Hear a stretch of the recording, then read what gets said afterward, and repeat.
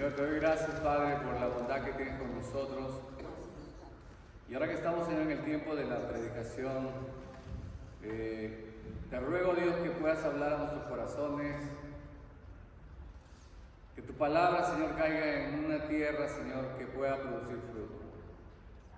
Permite que nuestros oídos sean abiertos y nuestros ojos atentos a oír lo que tú nos quieres decir en esta tarde, Padre. Ayúdame también a mí, Señor, para expresar tu palabra de una manera sencilla, que pueda transmitirla, Señor, de una manera eficaz, con la ayuda del Espíritu Santo, Señor. Guíanos, Padre, te lo pido en el nombre de Jesucristo, Señor, y en Él te doy las gracias. Amén. Bien, queridos hermanos, hoy vamos a empezar un nuevo estudio, y esta vez vamos al Nuevo Testamento, ¿sí? Vamos a estudiar la carta de Santiago. Para los que no saben, Santiago era el hermano según la carne, o sea, porque era hijo de José, ¿no?, y María. Jacobo, o Santiago, era su nombre, fue uno de los principales en la iglesia en Jerusalén. Ellos fue uno de los que en el principio no creyeron en Jesús.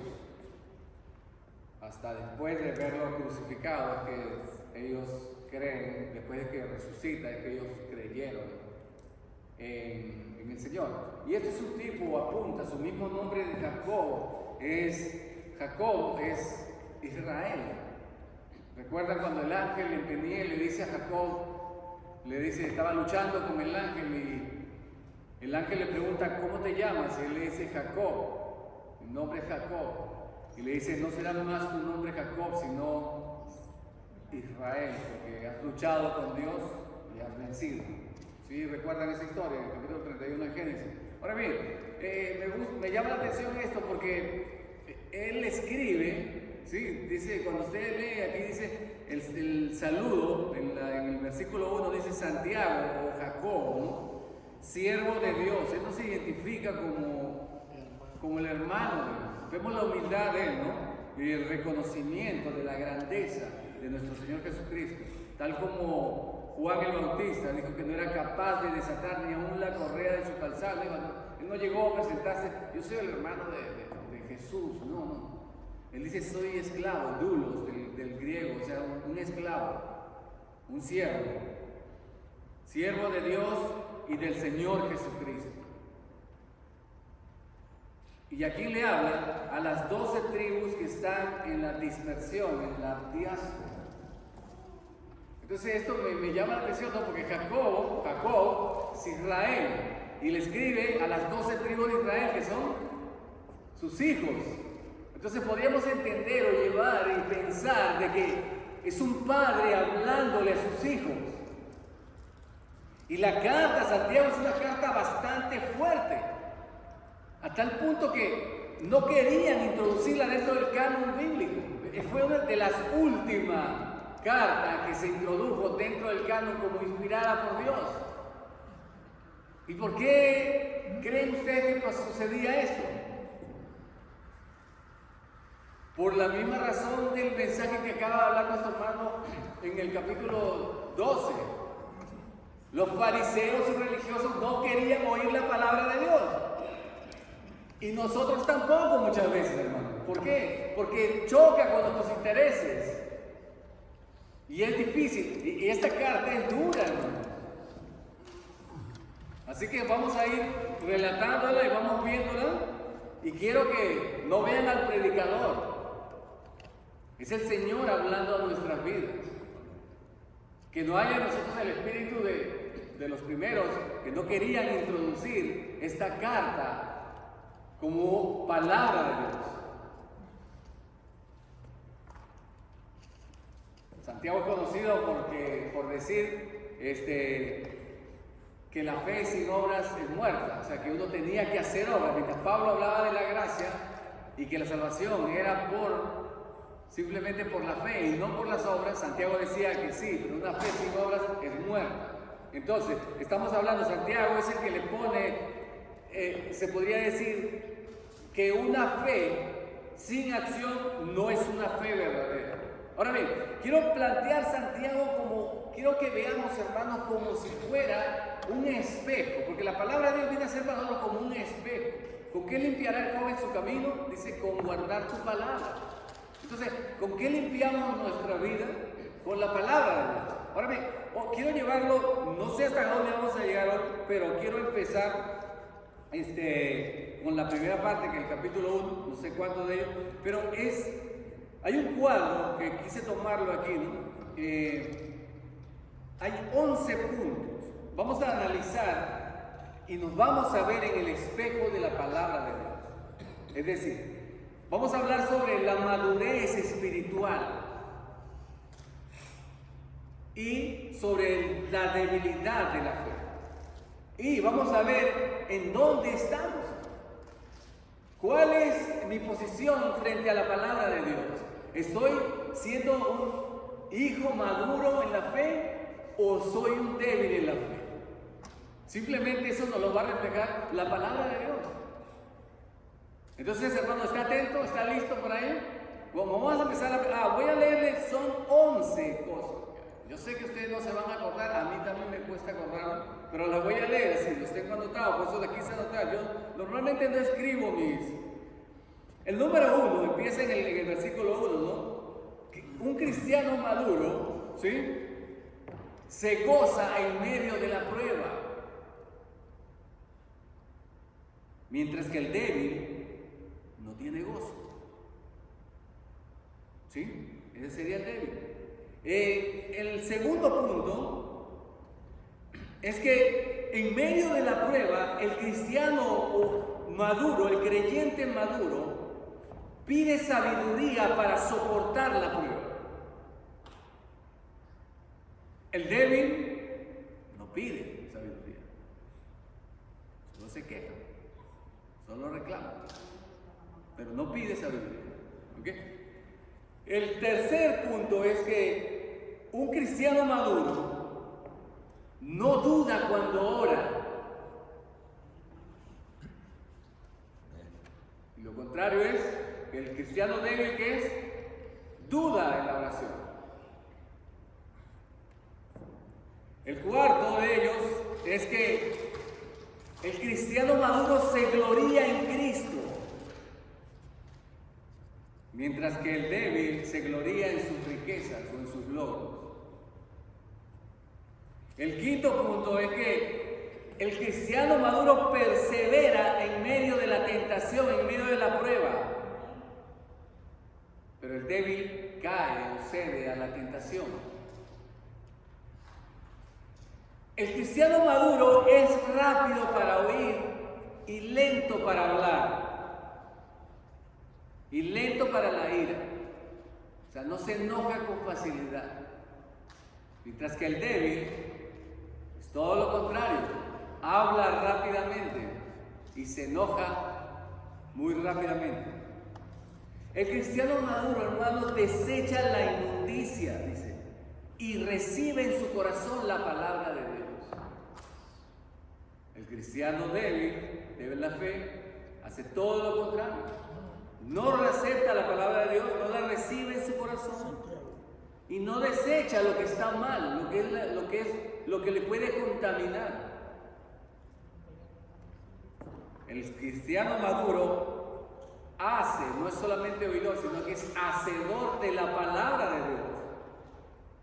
Mientras que el débil no hace la palabra del Señor. El cristiano maduro espera en la palabra y recuerda la palabra de Dios. El débil no espera. El cristiano maduro es cuidadoso en su hablar. ¿Recuerdan lo que dijo nuestro hermano ahorita? ¿Se recuerdan? ¿Qué dijo? Jesús dijo que por nuestras palabras seríamos justificados y por ellas también seríamos condenados. El cristiano maduro es cuidadoso en su hablar, y lo contrario es, el débil es descuidado en su hablar. El cristiano maduro ayuda al necesitado y se mantiene sin mancha en este mundo contaminado. Y el débil es todo lo contrario, no ayuda a nadie, solo a sí mismo, y no se mantiene sin mancha en medio de este mundo, sino que se contamina. Entonces, todo esto lo encontramos en el capítulo 1. No lo puedo abarcar todo, hermanos, pero quiero abarcar la primera parte, y esa es la cual me quiero enfocar. Creo que todos conocemos cuando el apóstol Santiago dice: tened por sumo gozo cuando os halléis en diversas pruebas. O sea, y yo sé, hermanos, que ¿quién se alegra? ¿Quién puede estar gozoso en medio de la dificultad y de la tribulación? Entonces, ¿qué es lo que quiere decir Santiago? Es lo que vamos a aprender ahora, es lo que vamos a tratar con la ayuda del Espíritu Santo, vamos a avanzar un poco en esto, ¿no? Y el centro de esto, o el propósito de las pruebas, hermano, es perfeccionarnos en la paciencia. Entonces, la paciencia es resistencia y perseverancia. Usted dirá, le voy a orar. Por ahí escucho siempre que dicen: no le pidas al Señor paciencia porque te va a enviar pruebas, ¿no? ¿Sí? Porque la única manera de desarrollar la paciencia es a través de las pruebas, ¿sí? Y la Biblia en realidad no nos manda a pedir paciencia, ¿saben? No dice que oremos por paciencia. En ninguna parte de la Escritura he encontrado yo de que alguien esté orando para que Dios le dé paciencia. Lo que se ora es por sabiduría en medio de la tribulación. ¿Sí? No, dame paciencia, Señor. No, Señor, dame sabiduría para poder soportar esta cosa, para poder comprender cómo lidiar con esto. ¿Sí? Entonces, bueno, como vamos a hablar un poco de la paciencia, ¿sí? Quiero que he tratado de buscar, casi nunca utilizo ilustraciones, ustedes saben, ya me conocen, pero he tratado de buscar una ilustración que me pueda ilustrar algo bien acerca de lo que es la paciencia, ¿sí? Entonces, voy a leer esto, para los que saben googlear, esto lo saqué de Google, ¿no? Esto no es nada mío. Han oído hablar de las expediciones que son hacia el monte Everest, supongo, todo el mundo, hay hasta películas sobre ello, y quiero ver esto, mire, dice así, puse en el buscador porque quería transmitir la idea de lo que es la paciencia, ¿no? Que es la perseverancia y la constancia. Miren lo que escalar el monte Everest, dice así, cito, dice, implica una expedición entre 6 y 8 semanas, ¿sí? Estamos hablando de casi de 40 a 50 días. Exige una resistencia física extrema. O sea, hay que estar bien preparado físicamente, aclimatarse rigurosamente a la falta de oxígeno que hay arriba. Y se hacen escaladas entre subiendo y bajando para que el cuerpo se vaya habituando. Ahora, esto es sumamente costoso. Oscila, dice, una expedición al Everest oscila entre $30,000 y $100,000. O sea, no cualquiera hace estas cosas. Entre los pagos de impuestos, solamente $15,000 cuestan los permisos para poder escalar el monte Everest. Y usted ve que la gente se prepara y va subiendo esa, y muchos mueren en el camino. Una de las cosas que dice que hay peligros técnicos y físicos, el cruce de la cascada de hielo, dice, la zona de la muerte, dice que ya está por encima de los 7,900 metros y el oxígeno es tan escaso que el cuerpo comienza a deteriorarse rápidamente, lo que a menudo requiere el uso de oxígeno suplementario. En cuanto a la logística y el riesgo, dice que el éxito requiere un trabajo en equipo, con guías, los Sherpas llamados, y además de seguir, dice, la regla de las 14 horas para descender antes de la noche debido al agotamiento y al clima cambiante. O sea, es demasiado riguroso. Y la preparación, se necesita experiencia previa en montañismo de gran altitud, manejo de pilot, champones y una condición cardiovascular inmensa. O sea, se requiere mucha resistencia para lograr alcanzar esa meta, llegar al Everest, y no todos logran. Ahora, ¿qué hace que alguien haga esto? Invierta tanto dinero, tanto tiempo, arriesgue su vida y con esa constancia suban en tantos días porque tienen una meta. Y su meta es simplemente llegar a la cima. Y eso es lo que hace que esta gente pueda incluso dar su vida y morir en el intento. Porque tienen su mirada puesta en una meta. Y quizás, hermanos, esa es la parte en la cual nosotros fallamos. La Escritura dice, puestos los ojos en el autor y consumador de la fe, en Cristo Jesús, el cual dice que soportó la crucifixión con gozo, por el gozo puesto delante de él. O sea, él tenía puesta su mirada en la recompensa, en el gozo que vendría después de esto. Es como cuando una mujer da luz. Sufre tribulación, duele, pero después viene ¿qué? El gozo. Así son las pruebas. Así es el tema que estamos hablando ahorita en este momento.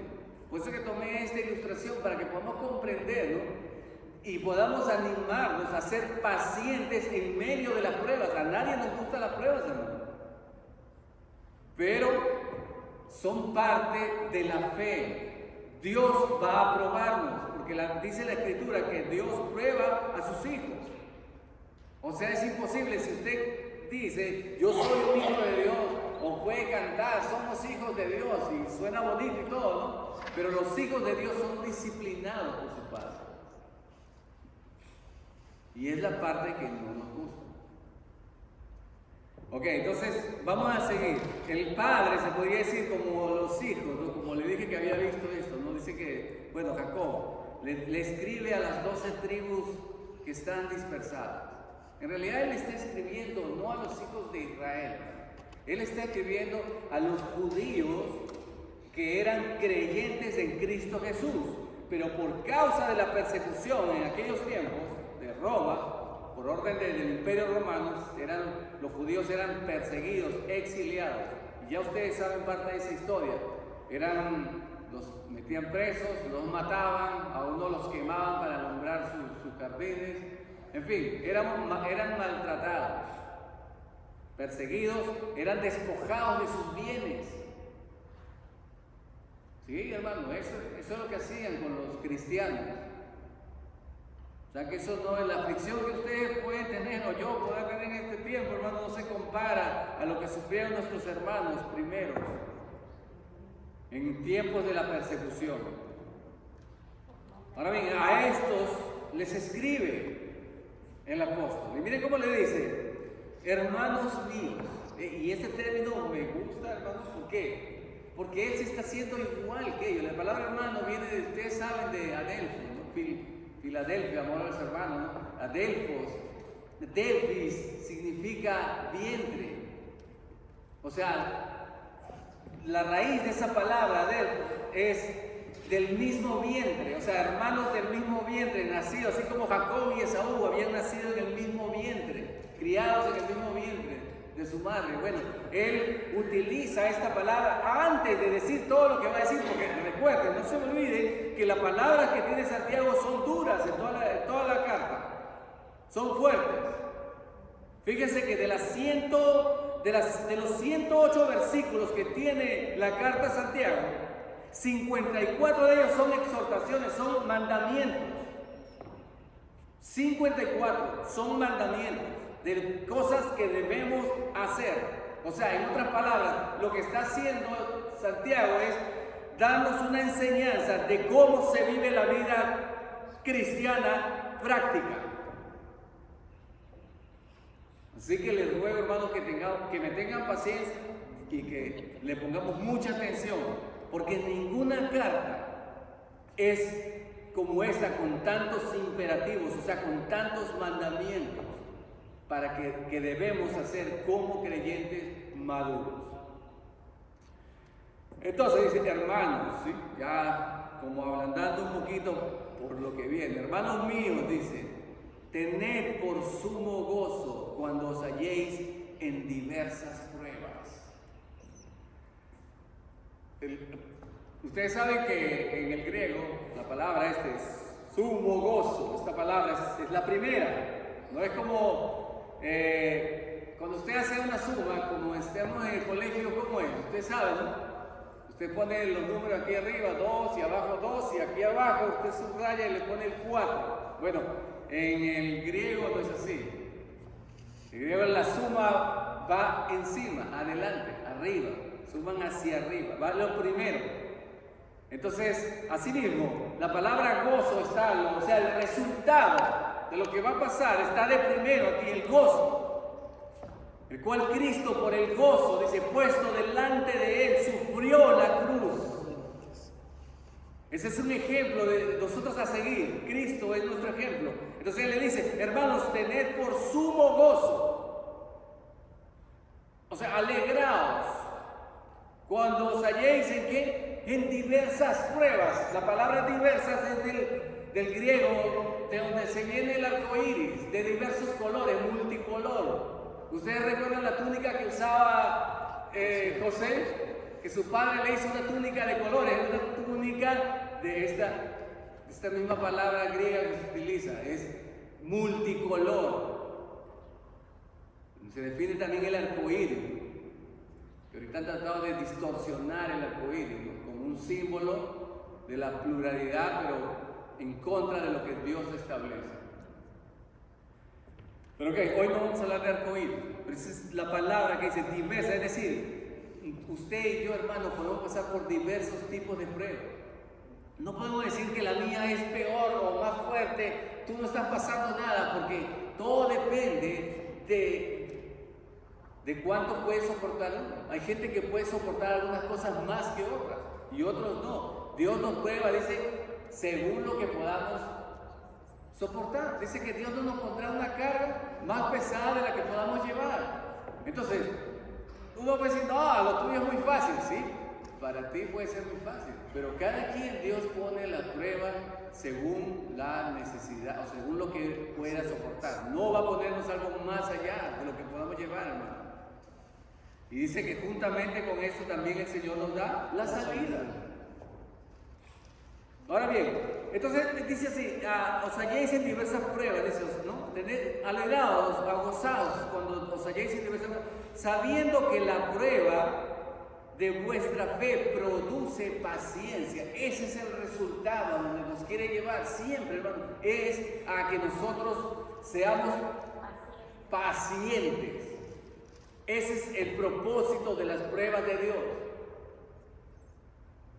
La paciencia, o sea, la paciencia, como le dije ahorita, es perseverancia, constancia, soportar algo constantemente para llegar al fin, alcanzar esa meta. Eso es la paciencia, perseverancia, ¿sí? Entonces le dice, sabiendo, tenemos que conocer que la prueba de vuestra fe produce paciencia. Dios es quien prueba nuestra fe. La fe nuestra es probada por el mismo Señor. Dios no ha cambiado, Él sigue siendo el mismo ayer, hoy y por los siglos. El que probó a Israel en el desierto, que le hizo tener hambre y los afligió y les sustentó con maná, dice, comida que no conocían vosotros ni vuestros padres. ¿Para qué? Para llegarlos a que entiendan que no solo de pan vivirá el hombre, sino de toda palabra que sale de la boca de Dios. Eso es a donde quiere llevarnos el Señor, a depender totalmente de Él. Y nuestra fe va a ser probada. No caigamos en la mentira de un evangelio light, un evangelio que lo que te dice que tú vas a ser prosperado en todo y andas en victoria en todo y todo te va a salir bien, sino es porque estás en pecado. No, hermano. Ese no es el cristianismo verdadero del que habló el Señor. El Señor dijo que íbamos a pasar muchas dificultades y mucho. Es más, el Señor fue uno de los primeros en profetizar eso y animarnos. En el capítulo 5 de Mateo vemos eso, lo estudiamos, en la bienaventuranza. Dice, bienaventurados los que padecen persecución por causa de la justicia, porque de ellos es el reino de los cielos.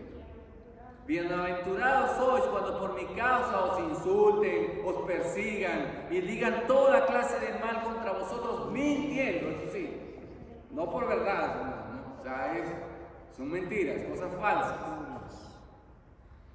Gozaos, dice, ¿ve? El mismo principio de gozaos. Pero ¿cómo a gozar en plena. Ese es el mandamiento, hermano. Gozarnos en medio de esa tribulación, de eso. ¿Por qué? Dice, gozaos y alegraos, porque vuestro galardón es grande en los cielos.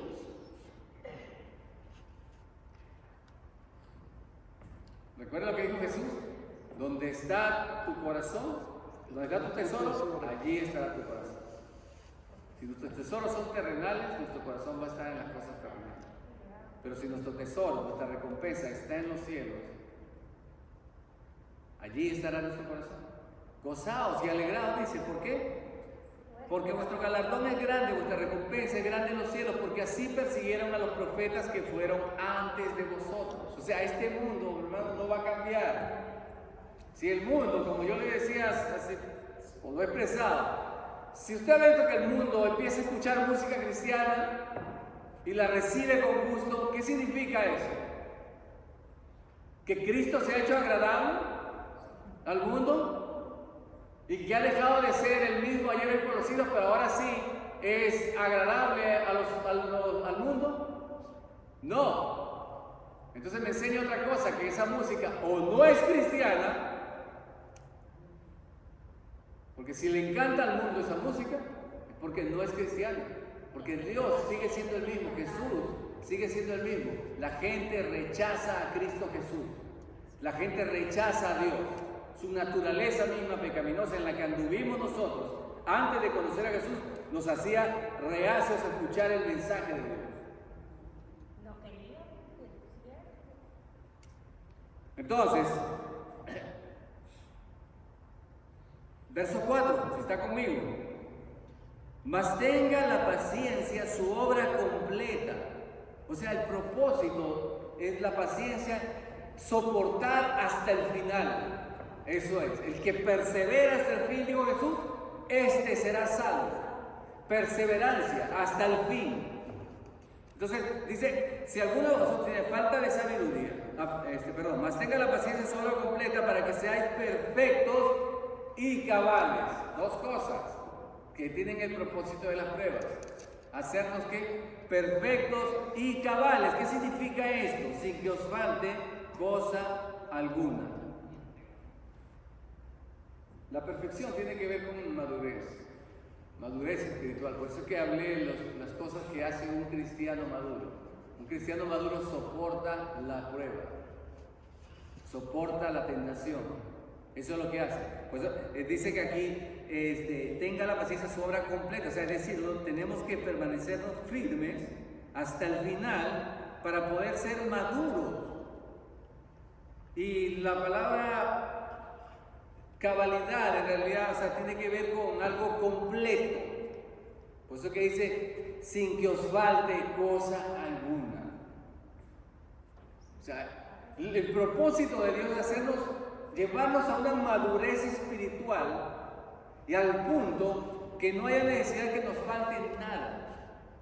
Y no está hablando de cosas materiales. Está hablando de espiritualmente ser formados a la imagen de nuestro Señor Jesucristo. Que escuchamos, hermanos, cuando dijo por Romanos 8:28, que todos lo conocemos. Mas a los que aman a Dios, dice, todas las cosas, que está hablando de las pruebas, os ayudan para bien. Esto es a los que conforme a su propósito son llamados.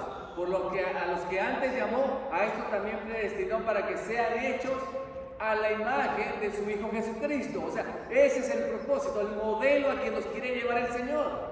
A través de las pruebas es moldearnos a la imagen de nuestro Señor Jesucristo. Y eso no es fácil. Eso requiere prueba, que nuestra fe sea probada.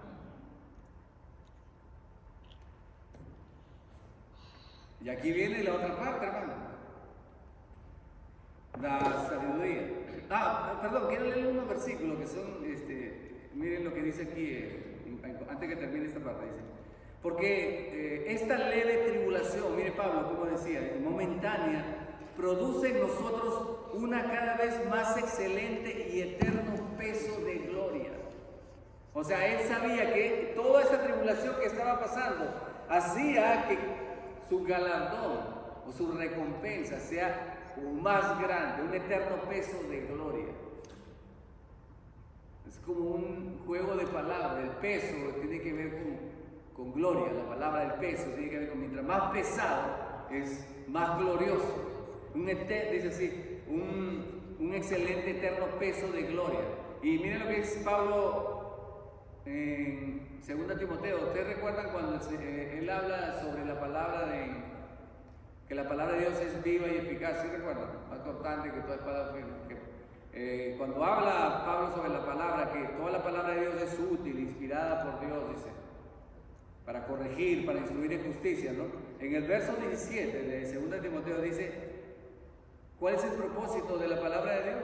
Dice así, a dónde quiere llevarnos, a fin de que el hombre de Dios sea perfecto, enteramente preparado para toda buena obra. Sí, estamos viendo a dónde nos quiere llevar. Él aflige a su pueblo en Israel en el desierto, ¿para qué? Para que dependan de su palabra. Porque no solo de pan vivirá el hombre. Lo mismo vemos aquí. El Señor nos hace pasar por diversas pruebas difíciles. ¿Para qué? Para que podamos sostenernos en ¿qué? En su palabra, que es la que nos va a hacer perfectos y cabales sin que nos falte cosa alguna. Lo mismo que dice 2 Timoteo. O sea, que esto no es algo nuevo. Solamente vamos a ser perfeccionados a través de la palabra de Dios. Y para ello tenemos que aprender a depender de la palabra de Dios. A creerle a Dios. Creer que su palabra es verdadera. Su palabra es fiel. Como vimos ahorita, bueno, entonces, ¿qué estamos haciendo en medio de la prueba? ¿Cuál es nuestra reacción? Estamos soportando con paciencia porque sabemos que esto nos lleva a moldearnos a la imagen de nuestro Señor Jesucristo como cristianos maduros. ¿Lo estamos aceptando? ¿O nos estamos simplemente quejando de la situación? Eso va a demostrar cómo estamos ahorita en el Señor. Si somos maduros o somos débiles. Ahora bien, ¿qué es lo que dice el Señor? Como le dije hace un momento, ¿qué hacemos en medio de la tribulación? ¿Pedir paciencia? No, la paciencia es algo que se va a producir por medio de la prueba. Pedir sabiduría. Entonces ahí él le dice, bueno, si alguno de vosotros tiene falta de sabiduría, pídala a Dios, el cual da a todos abundantemente y sin reproche, y le será dada. Mire, yo no sé si ustedes recordarán cuando Salomón, ¿sí recuerdan? Salomón le dice al profeta, pídele a Dios lo que quieras. ¿Y él qué hizo? Pidió sabiduría. Sí, él no pidió riqueza, le dijo. Y entonces él le dijo, bueno, dame sabiduría para guiar a este pueblo tan grande, yo no tengo capacidad para hacer esto. ¿Y qué hizo el Señor? ¿Qué le dijo? Como no pediste otra cosa, ahí te va junto la sabiduría con la riqueza. Y la riqueza, exacto, eso mismo. El Señor le dio sabiduría abundantemente, no le reprochó. Es un ejemplo que vemos de que si usted se siente falta de sabiduría, o yo, ¿qué es lo que tenemos que hacer? Pidámosle al Señor, porque Él nos la puede dar. ¿Recuerdan ustedes? Mire, Él mandó hacer el templo a Moisés y le dice, he preparado a 2 hombres, a Joliab y a, no recuerdo de casi, Bezaleel y a Joliab. ¿Para qué? Le digo, he puesto en ellos espíritu de sabiduría para trabajar en la obra y para que hagan lo que yo les he mandado a hacer. Dios es quien nos da la sabiduría para realizar su obra, hermano. Entonces podemos pedirle a Él la sabiduría necesaria, dice, el cual nos dará abundantemente y sin reproche. Yo creo que ahí estaba pensando en Salomón. Porque le digo, hey, te voy a dar sabiduría, y no solamente sabiduría, sino riqueza como nunca antes le había dado a otra persona. Y aquí viene la otra parte. El cristiano con fe, el cristiano maduro, pide sabiduría en medio de las pruebas. Pero el débil dice, pero pida con fe. Verso 6. No dudando nada, porque el que duda es semejante a la onda del mar, que es arrastrada por el viento y echada de una parte a otra. No piense pues, quien tal haga recibirá cosa alguna del Señor. Entonces, Hebreos dice, hermano, la carta a los Hebreos, cuando llegamos al capítulo 11 de Hebreos, vemos que dice, pero sin fe es imposible agradar a Dios. O sea, Dios demanda de nosotros, hermanos, que le creamos. Si usted quiere agradar a Dios, hay una sola forma: créale. Créale y usted está siendo agradable a Dios. Pero dude de Él y está haciendo todo lo opuesto, es decir, desagradable a Dios. Pero pida con fe. ¿Jesús nos enseñó este principio? Por supuesto que sí. Miren lo que le dijo en Marcos 11. Respondiendo Jesús le dijo: tened fe en Dios, porque de cierto os digo que cualquiera que dijere a este monte, quítate y échate en el mar, y no dudar en su corazón, que si no creyere que será hecho lo que dice, lo que diga le será hecho. Es un principio tremendo, ¿no? Está diciendo que si tú crees en algo y lo declaras, lo dices, eso se va a cumplir.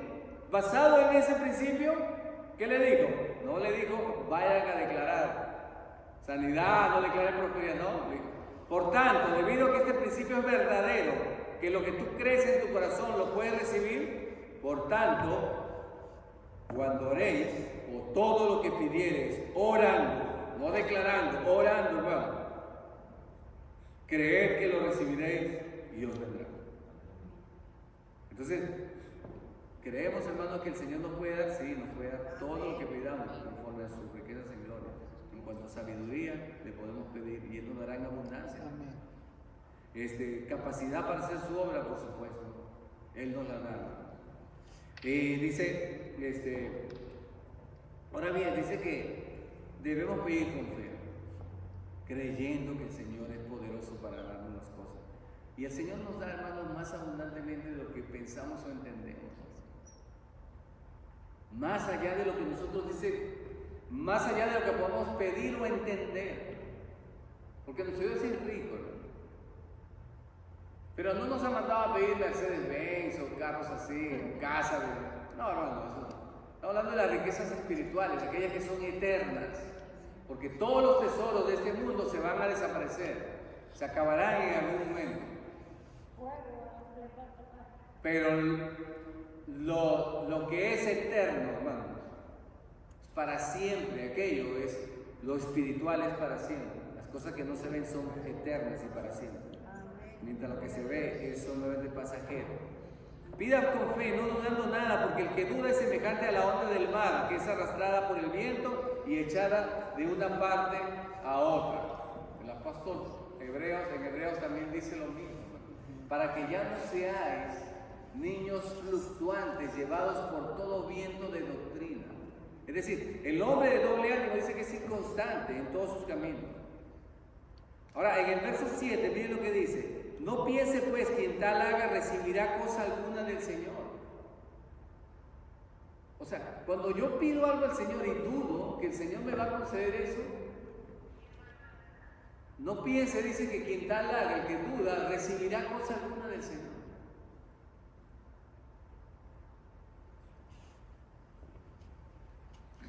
La duda y la inconstancia, hermano, es algo muy característico de nosotros. Estaba conversando con nuestro hermano temprano y me hizo recordar acerca de esto. ¿Por qué? Porque nosotros no podemos andar en dos caminos. Dios nos quiere en un solo camino, ¿sí? Correcto. El camino, hermano, mostró el camino es Cristo Jesús, ¿sí? Él quiere que no dice, bueno, anda en el mundo o con Jesús, no, es en un solo lado. Y yo recuerdo, hace años, yo le oré al Señor, estaba a punto de iniciar mi negocio. Y yo estaba sentado en una plaza, recuerdo, y estaba con ese pensar, ¿qué hago mi negocio? Señor, le decía, porque quería hacer la voluntad de Dios. Yo decía, estaba nuevo, creyente, le digo, Señor, yo quiero hacer tu voluntad. ¿Qué hago? Voy a empezar mi negocio de vender los sándwiches, panes, ¿no? Hacer mi venta de comida, o me dedico a lo de la ropa. Y a mí me gusta hacer lo de la ropa, pero de confección, pero la otra me da dinero más rápido, no tengo que esperar años para hacer el negocio. Y estaba en esa encrucijada, ¿no? Llorando y diciendo, ¿por dónde empiezo? Ya quería iniciar mi negocio. Y estaba sentado y veo una hormiga, hermano. Vi una hormiga y la hormiga venía así caminando. Venía así y aquí tenía otra, dos hormigas. Una venía recta y la otra estaba de esas que, no sé si usted ha visto esas hormigas que, como locas, ¿no? Que caminan, dan vueltas así. Y yo miraba a la hormiga que daba vueltas y estaba así, y caminaba para allá. Y la otra venía directo, todo el tiempo, no se desvió en ningún momento, llegó así hasta allá. Y yo mientras miraba eso, no le voy a decir, ay, el Señor me habló, escuché su voz audible, no, voy a ser claro, algo me inspiró ahí, el Señor, yo le estaba preguntando al Señor qué hago, y veo estas dos cosas, veo una hormiga, y la hormiga que representa en la Escritura, hermano. Mira, oh perezoso, a la hormiga, o sea, trabajo, hermano. Lo que yo estaba viendo, trabajar, sí, trabaja, es lo que estaba diciendo el Señor, trabaja, mira la hormiga, pero mira, una está yendo para todos lados y no llegaba a ningún lado, la otra venía completamente recta. Y eso es lo que me hizo sentir el Señor en el corazón. Así quiero que andes. Decide lo que vas a hacer y yo estoy contigo en lo que hagas. Si quieres hacer tu negocio de comida, hazlo, yo voy a hacerlo. ¿Quieres hacer el de ropa? Hazlo, yo estoy contigo. ¿Sí? O sea, decisiones, hermanos, en la vida. El hombre de dólar es inconstante en todos sus caminos. Tenemos que estar claros. ¿Hasta cuándo claudicaréis en dos caminos? Le dijo Elías a su pueblo. Firmeza, ¿no? Determinación.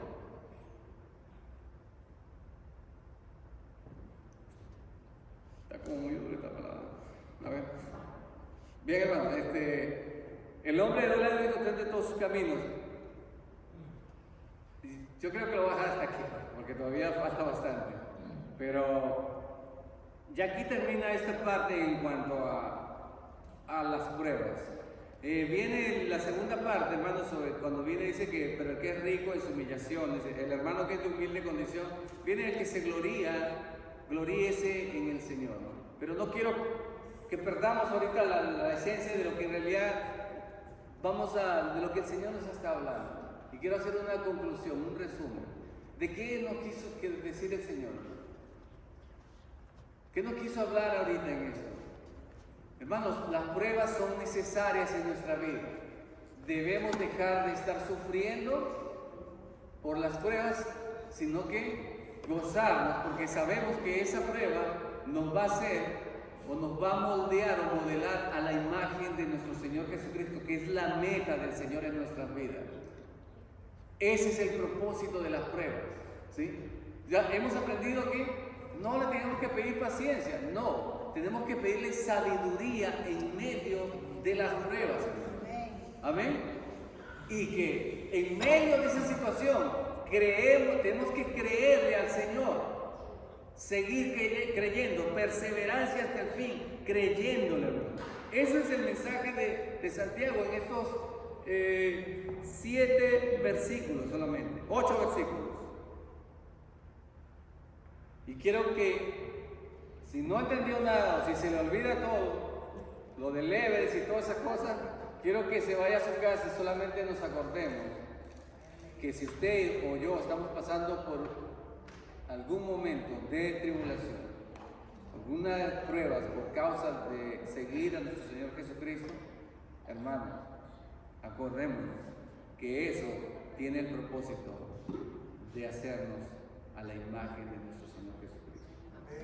Amén. Señor, yo te doy gracias por tu palabra. Te agradezco, Señor, porque nos anima, Señor, a soportar la prueba en medio de la dificultad. Nos enseña, Señor, de que tú nos escuchas en medio de la tribulación, porque dice que pidamos sabiduría en medio de la prueba. Y muchas veces creemos y decimos, Dios no me escucha cuando estamos en medio de tribulación. Y aquí tu palabra dice que tú nos oyes, pero que tenemos que pedir con fe, no dudando, porque el que hace esto no puede recibir nada de ti, Señor.